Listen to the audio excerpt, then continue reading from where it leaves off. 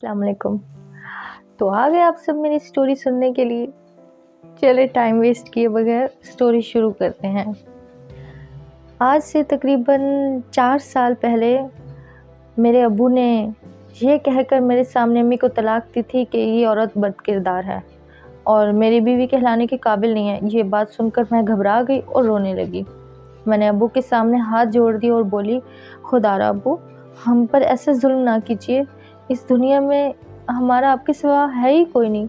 अब वो मेरी बात सुनकर हंस दिए और कहने लगे, हाँ मैं मानता हूँ तुम्हारा सच में मेरे अलावा कोई नहीं है, लेकिन ये बात तुम्हारी माँ पर लागू नहीं होती। यकीन नहीं आता तो पूछ लो इससे। मैंने अम्मी की जानिब देखा तो वो बस हैरान परेशान खड़ी थी, मुझसे कुछ बोल ही नहीं रही थी। मैं फिर से अब्बू की मिन्नत समाजत करने लगी। मैं बोली, मेरी खातिर आप ये ना करें। आप अम्मी को छोड़ देंगे तो ज़माने वाले हमारे साथ बहुत बुरा सलूक करेंगे, अम्मी को इल्ज़ाम ठहराएंगे। तब अब्बू बोले, सानिया तुम बिला वजह अपने आंसू ज़ाया कर रही हो। एक नज़र अपनी माँ की जानिब भी तो देख लो, वो कितनी मुतमईन खड़ी है।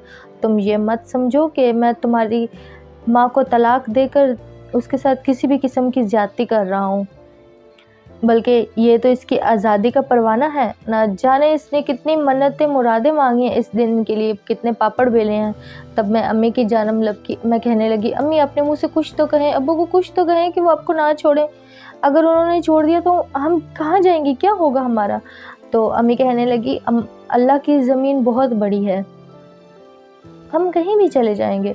अम्मी ने ये अल्फाज इतने सख्त लहजे में कहा था कि मेरी रीढ़ की हड्डी में सनसनी दौड़ गई थी। अब्बू भी गुस्से से दीवाने हो रहे थे। मुझे कहने लगे, देखा कैसी बदसात है ये औरत, इसको किसी चीज़ की परवाह नहीं है, ये बस आज़ादी चाहती है। इतना कहकर अब्बू ने अम्मी को तलाक दी और घर से बाहर चले गए, जबकि मैं सख्ती की आलम में खड़ी की खड़ी रह गई। तब अम्मी मुस्कुराते हुए मेरी जानिब बढ़ी और बोली, क्या हुआ सानिया, इस कदर परेशान क्यों हो गई हो। ज़िंदगी में तो उतार चढ़ाव आते ही रहते हैं, ये कोई इतनी बड़ी बात नहीं है। तुम अपने कमरे में जाओ और अपना ज़रूरी सामान पैक कर लो। बल्कि एक मिनट रुको, मुझे ये बताओ कि तुम मेरे साथ हो या फिर अपने अब्बू के साथ रहना चाहती हो। फ़ैसला तुम्हारा होगा, तुम मेरी बहुत प्यारी बेटी हो, तुम्हारे जो भी फ़ैसला होगा मुझे मंजूर होगा। ये ना सोचना कि मुझे कुछ बुरा लग जाएगा। मैं अम्मी की जानिब देखने लगी। मैं बोली, क्या औलाद का माँ के अलावा भी कोई सहारा हो सकता है। अम्मी ने इस बात पर सर हिलाया और कहने लगी, हाँ, जिन बच्चों की माएँ मर जाती हैं उनको उनके बाप ही तो पालते हैं। अगर तुम्हारे दिल में तुम्हारे बाप के लिए नरम गोशा है तो ये सोच कर रुक जाओ कि तुम्हारी माँ मर गई है। अम्मी की ये बात मेरे दिल पर लगी थी और आंखों में आंसू आ गए थे। मैं बोली, अम्मी मैं आपके साथ जाना चाहती हूँ। अम्मी ने सर हिला दिया और बोली, अच्छा हमारे पास वक्त बहुत कम है, मैं अपनी पैकिंग कर लेती हूँ, तुम भी कर लो। और हाँ, ज़रूरत की हर चीज़ रख लेना, जाने हमें किस तरह के हालात का सामना पड़े, ना जाने हमें खाना मिलेगा भी या नहीं मिलेगा, और ये भी मुमकिन है कि हमारे पास ज़रूरत का कोई सामान ख़रीदने के लिए पैसे भी ना हो। खुद को इस चीज़ के लिए तैयार करके ही मेरे साथ चलना। मैं चुपचाप कमरे में आ गई और एक बैग में अपने कपड़े और जूते और बैग रखने लगी। मैं तो यही सोचकर हैरान हो रही थी कि अचानक ये सब कैसे हो गया। हम तो अच्छी भली ज़िंदगी गुजार रहे थे, अब्बू अम्मी एक दूसरे के साथ बहुत खुश थे, फिर वो अम्मी को तलाक कैसे दे सकते हैं। मैं जब से पैदा हुई थी मुझे हर सहूलत मुयस्सर थी, मेरी हर ख्वाहिश पूरी की गई थी। मुझे कोई ऐसा दिन याद नहीं है जिस दिन मुझे किसी भी चीज़ के लिए तरसना पड़े, और अब अम्मी ने कह दिया था कि सख्त किस्म के हालात का भी सामना करना पड़ेगा। खैर मैं अम्मी के साथ चल दी और अब्बू को छोड़कर हमेशा हमेशा के लिए। हम दोनों माँ बेटी एक रिक्शे में बैठकर बस स्टेशन में पहुँच गए और वहाँ से अम्मी ने लाहौर की टिकट ख़रीद ली थी। मुझे शुरू से ही लाहौर जाने का बहुत मन था। आज मेरी ख्वाहिश तो पूरी हो रही थी, लेकिन इस हालात में कि मेरी आंखों से आंसू रुक ही नहीं रहे थे। आज शाम के साए गहरे हो गए थे। मेरा दिल किसी अनहोनी के खौफ से लरज़ रहा था कि न जाने हम माँ बेटी के साथ क्या होगा, हम कहाँ क़याम करेंगी, सर ढकने की जगह होगी भी या नहीं, या फिर हमें सड़क पे सोना पड़ेगा। मुझे गहरी सोच में घर देखकर मेरी माँ बोली, क्या हुआ, क्या सोच रही हो। मैं बोली, امی میں تو یہ سوچ رہی تھی کہ ہم بہاولپور جائیں گے آپ کے والدین کے گھر، لیکن آپ نے تو لاہور جانے کا فیصلہ کر لیا۔ امی نے میرے سر پہ ہاتھ رکھا اور مسکرا کے بولی، ہم کسی پر بوجھ نہیں بنیں گے۔ تمہیں علم ہے کہ کسی کا آسان لینا اتنا آسان نہیں ہوتا۔ اگر ہم امی کے گھر جاتے تو کیا ہوتا؟ وہاں کون سی میری ماں زندہ ہے جو مجھے دیکھ کر خوش ہوں گی؟ اس گھر میں تو میرے تین بھائیوں کی بیویاں ہیں جو ہمیں دیکھ کر ناک چڑھا لیتی ہیں، وہ تو ہمیں ملازمہ بنا لیں گی۔ میں نے تمہارے لیے ایسی زندگی تو نہیں سوچی۔ ہاں، اگر میں اکیلی ہوتی تو اپنے بھابھیوں کے جھوٹے برتن دھونے کے لیے مجھے کوئی آر نہیں محسوس ہوتی، لیکن میں نے اپنی ماں کی جانب بہت غور سے دیکھا کہ کتنی عظیم عورت ہے نا، انہوں نے میری کتنی بڑی قربانی دی۔ مجھے اپنی ماں پہ بہت پیار آیا، لیکن پھر میں نے سوچا کہ میرے ابو نے ان کو طلاق کیوں دی؟ مجھے ابو پر بہت غصہ آیا۔ اچھا ہوا کہ میں نے ابو کا ساتھ کے بجائے امی کو قبول کیا، نہ جانے ابو میرا ساتھ دے بھی پاتے یا نہیں۔ خیر، لاہور اسٹیشن آ گیا تھا، ہم لوگ اتر گئے تھے۔ امی نے میرا ہاتھ پکڑا تو میں نے امی کو بولا، امی ہم کہاں جا رہے ہیں؟ امی نے میری بات کا کوئی جواب نہیں دیا اور رکشے کو ہاتھ کے اشارے سے روک دیا۔ نہ جانے ہم کس منزل کی طرف جا رہے تھے۔ امی نے رکشے والے کو ایک ایڈریس سمجھا دیا۔ میں نے حیرت سے امی کی جانب دیکھا کہ امی کو ایڈریس کیسے معلوم تھا؟ ہم تو ایک انجان شہر میں آئے تھے۔ امی نے رکشے والے کو کرایہ دیا اور ایک گھر کی جانب بڑھنے لگی۔ وہ بہت ہی پراسرار لگ رہی تھی۔ گھر کے دروازے پر ایک بہت پیارا نوجوان انسان کھڑا تھا جو ہمیں دیکھ کر مسکرانے لگا اور بولا، آپ نے ہمیں خدمت کا موقع دیا، بہت خوشی ہوئی۔ پھر اس نے امی کی جانب گھر کی چابیاں بڑھا دی۔ امی نے بھی مسکرا کر وہ چابیاں تھام لی تھی۔ امی کہنے لگی، اب تو ہم آپ کے شہر آ گئے، ملاقاتیں ہوتی رہ گئیں۔ وہ آدمی مسکرا کے بولا، ذہ نصیب، میں ان باتوں کو بڑے اچھی سے سمجھتی تھی، میں رویوں کو بڑے خاص انداز سے جانتی تھی۔ وہ آدمی جانے لگا اور پھر رک کے بولا، آپ کے لیے میں کچھ کھانے کا انتظام کرتا ہوں۔ امی نے سر ہلایا اور گھر کا دروازہ کھول کر اندر آ گئی۔ یہ گھر میرے ابو کے گھر سے بھی زیادہ پیارا تھا۔ یہاں پر بہت اچھا فرنیچر تھا جسے دیکھ کر میں دنگ ہی رہ گئی۔ امی مسکرا رہی تھی۔ میں بولی، امی یہ کس کا گھر ہے اور یہ آدمی کون تھا؟ امی کہنے لگی، یہ گھر اب ہمارا ہے اور یہ آدمی جو کوئی بھی تھا اس سے تمہارا کوئی سروکار نہیں ہونا چاہیے۔ میں نے سر ہلا دیا تھا۔ تقریباً 1 گھنٹے بعد وہ آدمی بہت سے کھانوں کے ساتھ آیا جو کہ امی نے دروازے سے ہی پکڑ لی اور اسے واپس بھیج دیا۔ مجھے بے انتہا کی بھوک لگی تھی، اس لیے جیسے ہی امی نے کھانا پلیٹوں میں ڈالا میں نے فوراً ہاتھ دھوئے اور کھانے پہ آ گئے۔ امی نے میرے سر پہ ہاتھ رکھا اور کہنے لگی، میں تمہیں کسی بھی چیز کی کمی نہیں ہونے دیں گی۔ میں مطمئن ہو گئی اور امی کے چہرے کی طرف دیکھتی رہ گئی۔ میں یہ سوچ رہی تھی کہ امی نے مجھے ایسا کیوں کہا کہ ہمیں بہت سخت حالات کا سامنا کرنا پڑے گا۔ ہمارے پاس کھانے کے لیے بھی کیا پتہ کچھ ہو یا نہ ہو، پیسے ہوں یا نہ ہو۔ ہماری رہائش کا تو انتظام ہو گیا تھا، ہمیں یہاں آتے ہی بہترین کھانا بھی مل گیا۔ کیا امی یہ سب جان بوجھ کر رہی تھی؟ کیا وہ مجھے اپنے ساتھ نہیں لانا چاہتی تھی؟ میں یہ سب باتیں سوچ کر پریشان ہو رہی تھی، لیکن پھر ہماری زندگی میں بہت اچھا ہوا۔ امی ایک ملازمہ کے طور پر ایک جگہ کام کرنے لگی۔ میں نے ان کو ملازمت کا پوچھا تو وہ کہنے لگی، میں ایک اسکول کی کینٹین میں کام کرتی ہیں۔ میں نے بھی مان لیا کہ وہ سچ ہی کہہ رہی ہوں گی، کیونکہ امی کی تعلیم بھی زیادہ نہیں تھی اور نہ ہی ان کے پاس کسی بھی قسم کا کوئی تجربہ موجود تھا۔ چند دن گزرے تو میرے امی نے میرا بہت ہی اچھے پرائیویٹ اسکول میں داخلہ کروا دیا تھا، جس کی فیس سن کر ہی میں حیران رہ گئی تھی۔ ایک ایسی لڑکی جس کی ماں اسکول کی کینٹین میں ملازمہ کرتی ہوگی، وہ اتنی بڑی فیس کیسے ادا کر سکتی ہے؟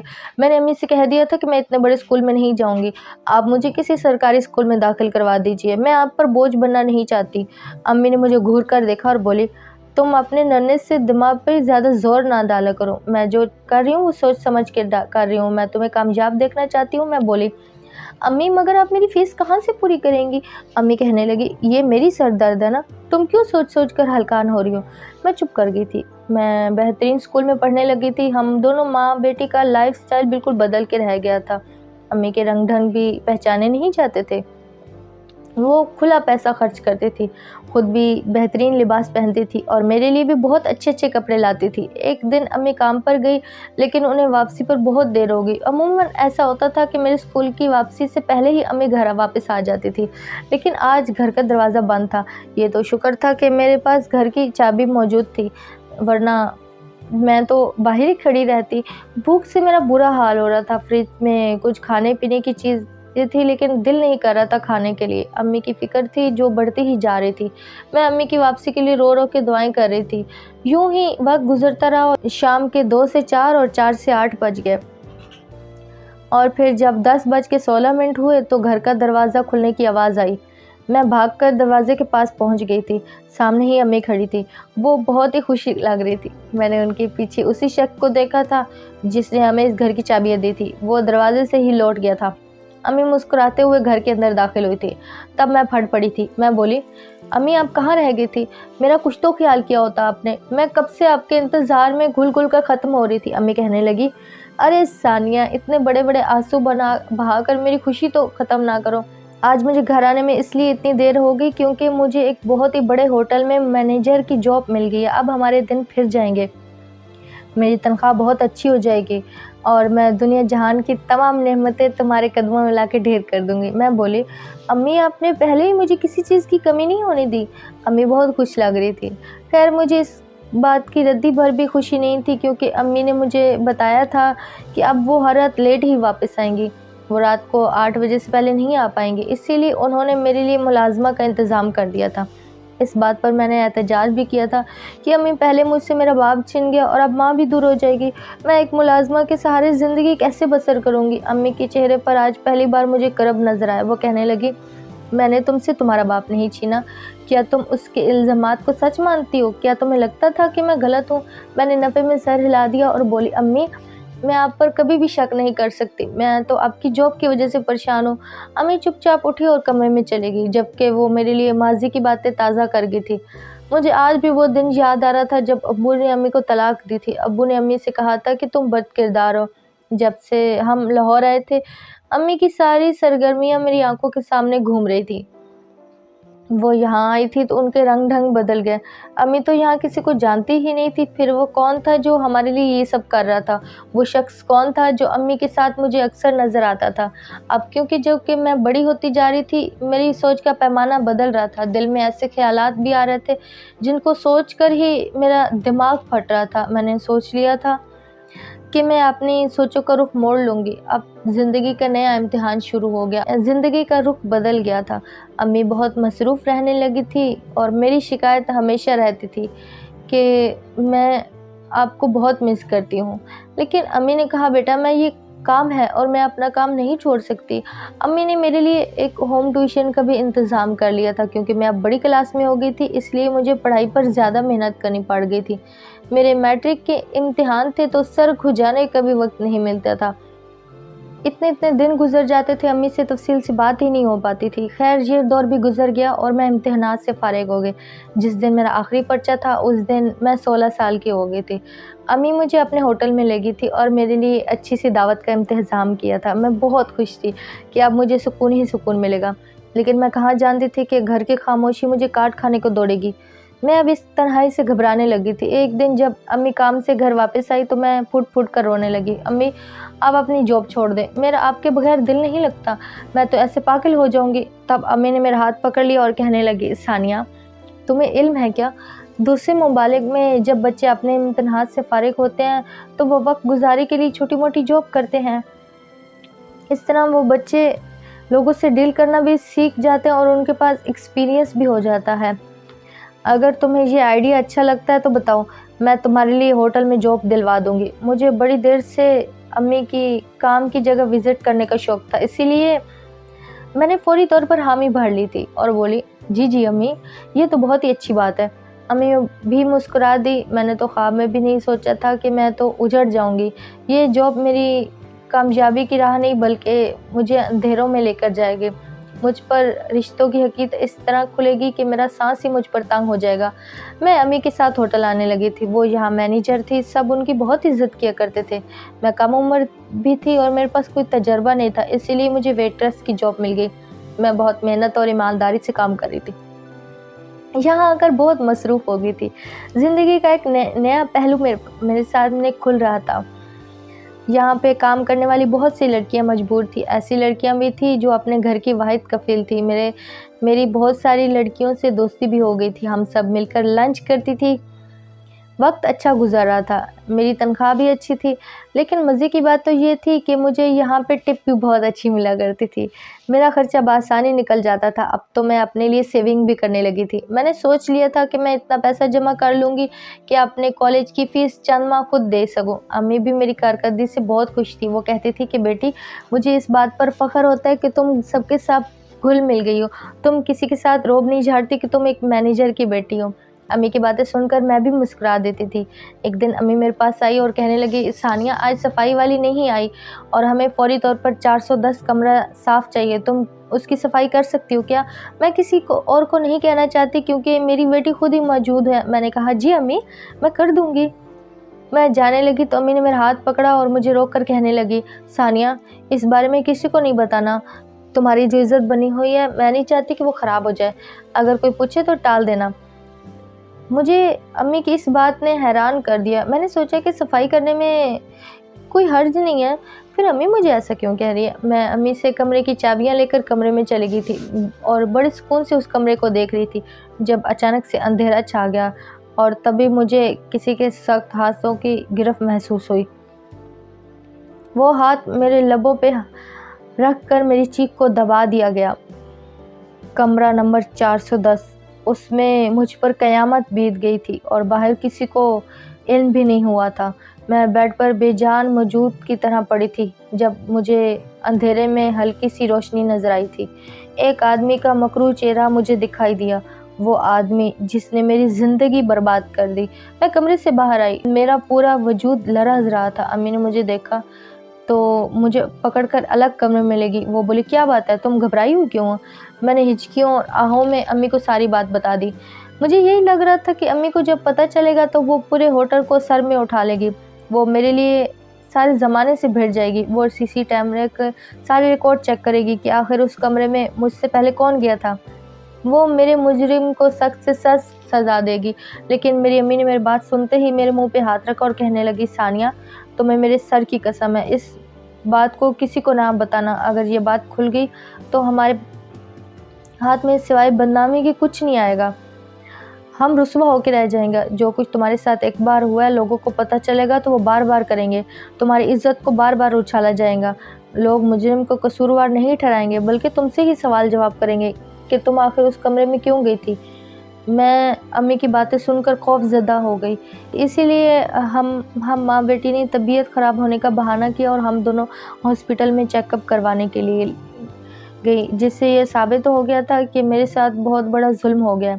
मैंने वो रिपोर्ट्स देखी तो बोली कि हमें थाने चलना चाहिए। अम्मी कहने लगी, वो तुमसे ऐसे ऐसे सवाल करेंगे कि तुम शर्म से पानी पानी हो जाएंगी।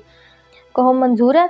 मैंने नफ़े में सर हिला दिया तो अम्मी मुझे लेकर घर आ गई। मैं अपने कमरे में चली गई और लेट कर अपने बेबसी के मुतालिक सोचने लगी। मैं कितनी बेबस थी ना कि मुजरिम को इस सब करने से रोक नहीं पाई थी और उसे सज़ा भी नहीं दिलवा पाई। वो आज़ाद घूम रहा था। न जाने वो कौन शख्स था जिसने मेरी ज़िंदगी बर्बाद कर दी थी। अगर मेरी अम्मी चाहती तो वो जेल की सलाखों में होता, मगर मैं क्या करती। अम्मी ने मुझसे कह दिया था कि मैं बहुत जल्द तुम्हारी शादी करके तुम्हें रुखसत कर दूंगी। तुम तब तक सब्र कर लो और अपने लिए बेहतरी की दुआ करो। मैं अपने लिए बेहतरी की दुआ तो करती थी, लेकिन उसको बद्दुआ देना नहीं भूलती थी।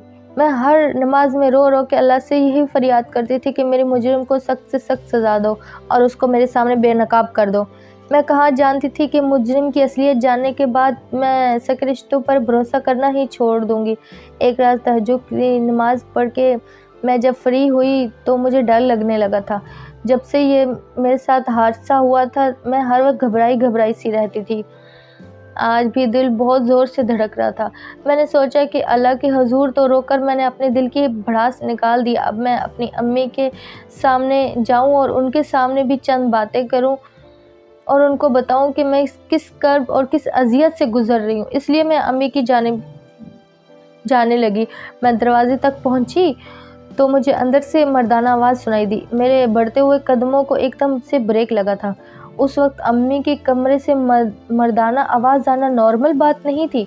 मैंने जैसे ही अंदर झांक के देखा तो मेरे ऊपर क़यामत टूट पड़ी थी। दिल चाह रहा था अभी सूर फूंक दिया जाए और क़यामत बर्पा हो जाए। कमरे में कोई और नहीं, वही मर्द मौजूद था जिसने मेरे साथ धज्जियाँ उड़ा दी थी, और वो आदमी था जिसने पहले दिन चाबियाँ मेरी अम्मी के हाथ पर रखी थी, और उसके बाद वो बहुत से मौके पर मुझे अम्मी के इर्द गिर्द नज़र आया था। मैंने एक झटके में कमरे का दरवाज़ा खोला और कमरे में दाखिल हो गई। जब उन तीनों की नज़रें मुझ पर पड़ी तो वो घबरा गया। मैंने अपने मुजरिम के गिरबान से पकड़ लिया और फिर उसके मुंह पर थप्पड़ों की बरसात कर दी। मैंने चीख कर बोला, तुमने मेरे साथ ये सब क्यों किया? मैंने तुम्हारा क्या बिगाड़ा था? वो शख्स मेरे मुजरिम को हाथ से पकड़कर बाहर ले गया, जबकि अब कमरे में मैं और मेरी अम्मी ही रह गई थी। अम्मी मुझसे नज़रें चुरा रही थी। मैं बोली, ये आदमी यहाँ क्या कर रहा था अम्मी? रात को 2 बज रहे हैं और फिर ये मेरा मुजरिम इतने आराम से आपके रूबरू क्यों खड़ा है? आपने इसका हशर नशर क्यों नहीं किया? अम्मी की आंखों में आंसू आने लगे, जबकि मुझे आज अपने अम्मी और उसके चेहरे से और उसके आंसुओं से बेतहाशा की नफरत महसूस हो रही थी। अम्मी कहने लगी, सानिया, मेरी शादी बहुत कम उम्र में शादी हुई थी। मैं फ़कत 15 साल की थी जब मुझे तुम्हारे अब्बू की दुल्हन बना के रुखसत कर दिया गया था। मैं अपने वालिदैन का घर छोड़ने पर नाराज़ तो थी, मगर क्या कर सकती थी। जैसा वालिदैन ने कहा मैंने वैसा ही किया। मेरे वालिदैन बहुत अमीर थे, मगर उन्होंने मुझे कोई लंबा चौड़ा जहेज़ नहीं दिया था। इस बात का तुम्हारे अब्बू को दुख बहुत था। एक दिन कहने लगा, मैंने तुमसे शादी तुम्हारे जहेज़ के लिए की है, तुम्हारी शक्ल के लिए नहीं। इतनी बुरी शक्ल मेरे मत्थे मंड दी है। तुम अपने वालिदैन के घर जाओ और गाड़ी का मुतालबा करके आओ। मैंने काशिफ को मना किया कि ये सब मुनासिब नहीं है, लेकिन उसने मुझे तलाक की धमकी दी और मैं मजबूरन अब्बू के पास गई और मैंने उन्हें सारी बात बताई। अब्बू कहने लगे, बेटी मुझे माफ़ कर देना, मुझसे बहुत बड़ी गलती हुई जो तुम्हारे लिए ऐसे शख्स को चुन लिया। मैं चुप रही और अब्बू ने बोला कि अगर मैंने तुम्हारे शौहर की बात आज मान ली तो वो तुम्हें भिखारन बना देगा और उम्र भर के लिए तुमसे चीज़ें ही मांगता रहेगा। मैं और तुम्हारी माँ उसके मुतालबात पूरे करते रहेंगे, लेकिन मगर हमारे इंतकाल के बाद क्या होगा? तुम्हारे भाई ये सब नहीं कर पाएंगे ना? हरगिज़ नहीं। तब तुम्हारी ज़िंदगी तुम्हारा शौहर जहन्नम बना देगा। तुम आज उसको जाके इनकार कर दो। मैंने ऐसा ही किया, लेकिन बात सच में तलाक तक जाके पहुंची तो मेरे अब्बू ने उसके मुतालबात मान लिए। तुम्हारा बाप तुम्हें जो भी ऐश करवाता था वो तमाम चीज़ें मेरे बाप के घर से आती थी। फिर मेरे अम्मी अब्बू का इंतकाल हो गया तो काशिफ ने फिर से लंबी चौड़ी लिस्ट मेरे हाथ में थमाकर मुझे अब्बू के घर वापस भेज दिया। उन्होंने इन मुतालबात मानने से इनकार कर दिया तो काशिफ ने मुझे बद किरदार कहकर तलाक दे दी। मैंने अपने भाइयों को फ़ोन करके बताया तो वो बोले कि हमारे पास मत आना। मैं ये सब सुनकर टूट चुकी थी, इसीलिए तुमसे कहा था कि न जाने रहने को जगह मिलेगी भी या नहीं। मगर तभी मुझे एक अनजान नंबर से फ़ोन आ गया था। फिर पता चला कि ये तो हमारा आबाई मुलाजिम है। उसने मुझे बताया कि मेरे वालिद ने मरने से पहले लाहौर वाला घर मेरे नाम कर दिया और साथ ही 2 दुकानें भी मेरे नाम की थी। मैंने वालिद के मुलाजिम से मकान की चाबियां ली और दुकान का किराया भी मुझे वही ला कर देता था। मैंने माना कि कैंटीन की जॉब से ज़्यादा मुनाफा नहीं होता था, लेकिन दुकान के किराए से मैं तुम्हें अच्छे स्कूल में तालीम दे पा रही थी। तुम्हारे साथ ये जब सालिया हुआ तो मैं चौंक गई और तुम्हें इसलिए खामोश कह रहने के लिए कहा क्योंकि वहाँ की चाबियां तो मेरे पास मौजूद थी, लेकिन तुमसे पहले वहाँ पे कौन मौजूद था और कौन था वो? मैंने खुफिया तौर पर जानकारी की और तहकीकात शुरू की और अपने वालिद के मुलाजिम को भी ये काम सौंप दिया था जो वो तुम्हारे मुजरिम को आज मेरे सामने लेकर आया। ये आदमी तुम्हारे सगे बाप काशिफ का भेजा हुआ था और वो मुकम्मल प्लानिंग के साथ इस कमरे में आया था। उसे पता चला कि उसके बगैर मैं बहुत अच्छी ज़िंदगी गुजारी हूँ, तो उसे सुकून ना आया, तो उसने ये प्लानिंग की और वो मुझे बर्बाद करना चाहता था। इसीलिए उसने अपनी ही बेटी की ज़िंदगी ख़राब की, इज़्ज़त ख़राब की, फ़कत मुझे नीचा करने के लिए। मैं अम्मी की बात सुनकर नीचे गिर गई। अम्मी की बात सुनकर मैं बहुत परेशान हुई और बहुत फूट-फूट कर रोने लगी। अगली ही सुबह मैं तहकीक करने के लिए पुलिस स्टेशन पहुँच गई ताकि अम्मी की बातों की तस्दीक कर सकूं कि वो सच थे या झूठ। अम्मी का एक एक हर्फ सच्चा था। वो शख्स میرے باپ کا بھیجا ہوا تھا۔ مجھے تو یقین نہیں آتا کہ کوئی بھی انسان اس حد تک گر سکتا تھا۔ میرے مجرم کو قانون کی سزا دی اور میرے باپ کو رب نے، وہ آج فالج کی بیماری سے پڑا ہے اور اس کا سنبھالنے والا کوئی نہیں ہے۔ میرے مجرموں کو تو سزا مل گئی تھی، لیکن اب میرا کیا جو میرا دل ٹوٹا ہے اس کا کیا؟ میں اب کسی بھی مرد پر بھروسہ نہیں کر سکتی ہوں۔ اور میں نے امی کو کہا کہ ماں، میں ساری زندگی تمہارے ساتھ رہنا چاہتی ہوں۔ میں نے یہ فیصلہ کیا کہ میں اب کسی بھی مرد سے شادی نہیں کروں گی۔ کیا آپ لوگ مجھے بتا سکتے ہیں کہ میرا یہ فیصلہ ٹھیک ہے یا پھر مجھے شادی کر لینی چاہیے اپنے مستقبل کے لیے؟ کمنٹ میں بتائیے گا۔ اللہ حافظ۔